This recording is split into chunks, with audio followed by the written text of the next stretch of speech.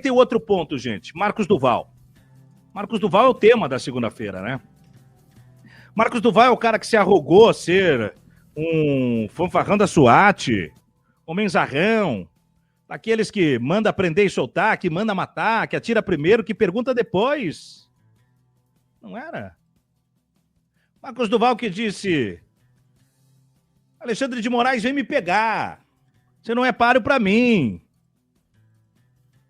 Aí o Marcos Duval começou com as suas piras, com teorias de conspiração, com cenários deslocados, até o momento que sai do Brasil, sem autorização do Poder Judiciário.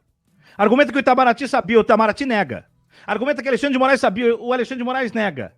E quando já em solo estadunidense, ele tira onda da nossa cara e esfrega um passaporte S numa live. Sabe, mas o que é o passaporte S? É o passaporte diplomático? Não, não é. O passaporte de informante dos Estados Unidos. É mais do que o passaporte diplomático. Passaporte de integrante de serviço secreto, informante, espião, traidor, chame como quiser. Mas ele estava lá. Mas teria que voltar. Afinal de contas, também está com os bens congelados. A multa de até 50 milhões de reais. Ele volta.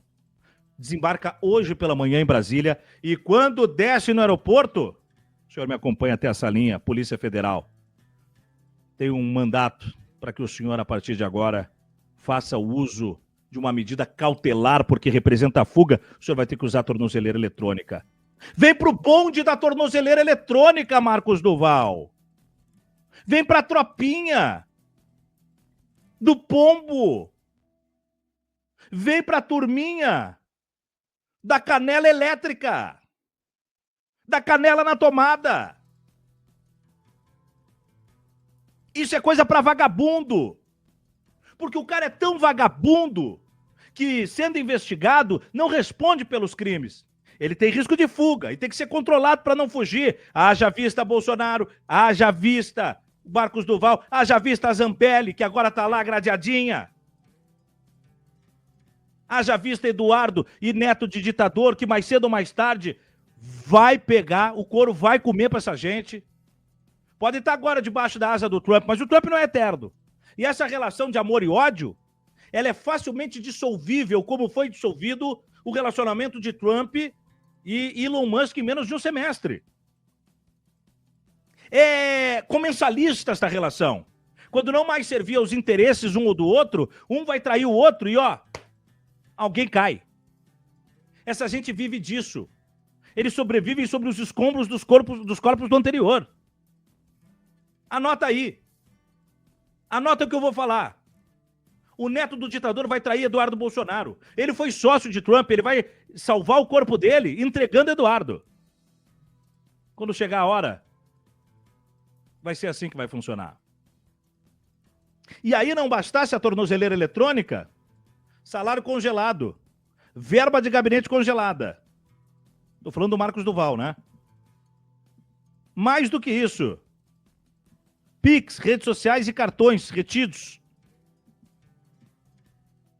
Não é a lei Magnitsky, né? É a nossa. Mas veja que curioso. Aqueles que tanto vibravam com a lei Magnitsky, essa bosta de lei que foda-se a lei Magnitsky, desculpa o palavrão, mas se é a lei de americano para americano, como é que americano vai querer aplicar a lei para brasileiro, território brasileiro? Ai, a lei Magnitsky, a lei Magnitsky. Grandes merda. Tem que derrubar essa porra dessa lei com a expressão da nossa Constituição. Se o Alexandre de Moraes não pode descer em solo americano, é uma coisa. Bom, quem decide isso é os Estados Unidos. Se ele não pode usar cartão de crédito em solo americano, de bandeira americana, é uma coisa. Agora, aqui no Brasil, quem vai determinar é o poder brasileiro. É assim que eu leio.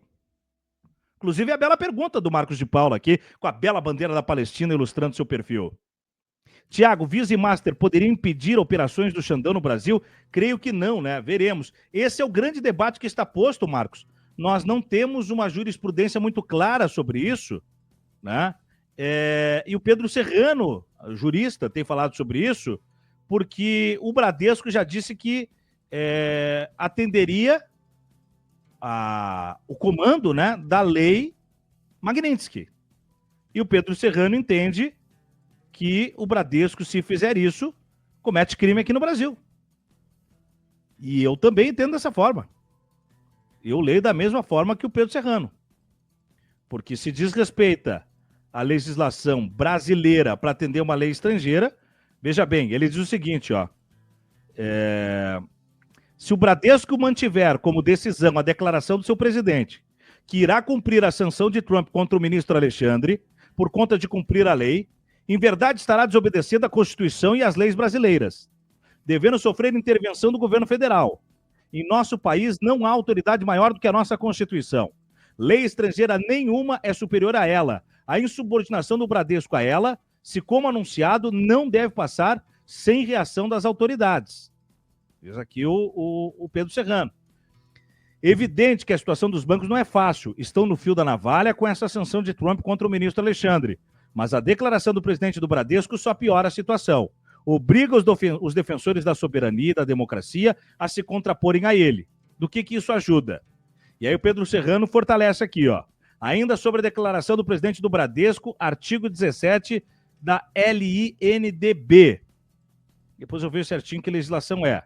Artigo 17. As leis, atos e sentenças de outro país, bem como quaisquer declarações de vontade, não terão eficácia no Brasil quando ofenderem a soberania nacional, a ordem pública e os bons costumes. Então tá aí. Tá bem claro, né? O posicionamento, o entendimento jurídico de um dos maiores juristas do país, da qual eu compartilho ideia. Sônia, e te respondendo, aí, espero que tenha sido satisfatória a resposta. Me amparei no Pedro Serrano, porque tem muito mais capacidade do que eu de fazer essa leitura, Marcos, mas eu acho que é por aí, né? E acho que você também concorda. Sônia Vieira mandou um pinguinho aqui. Obrigado, Sônia. Launinete, Sidney Cripa, professor Antifa. Legal ter você sempre por aqui, gente. Maria Cristina, Mara, Rasga, boa tarde. Foram muitos anos de impunidade. Pois é, isso é uma coisa que a gente tem que entender, né? O tempo da pizza parece ter chegado ao final. Porque, pelo bem ou pelo mal, cara, Zambelli tá presa, gente. Pelo bem ou pelo mal, o Bolsonaro tá de tornozeleira e vai ser preso. Pelo bem ou pelo mal, Duval tá de tornozeleira. Pelo bem ou pelo mal, Zambelli vai perder o mandato. Pelo bem ou pelo mal, Duval deve perder o mandato. Pelo bem ou pelo mal, Bolsonaro tá inelegível. Pelo bem ou pelo mal, Eduardo deve ficar inelegível. Pelo bem ou pelo mal, o Bilinski deve cair e por aí afora. Esses inimigos da pátria, num atentado à democracia, não estão passando incólumes. Não é mais a época do passa o boi, passa a boiada. Isso é muito importante da gente destacar. Muito, muito importante. Agora, gente, olha só. Voltando para o dia de ontem. 35 mil pessoas na Avenida Paulista. É importante o número para o pesquisador de essência do bolsonarismo, o grande João César de Castro Rocha, que estava comigo ontem no DCM. Há uma informação mais latente que deve ser observada com maior atenção do que o quantitativo. É a energia. Falta energia para a marcha bolsonarista de rua.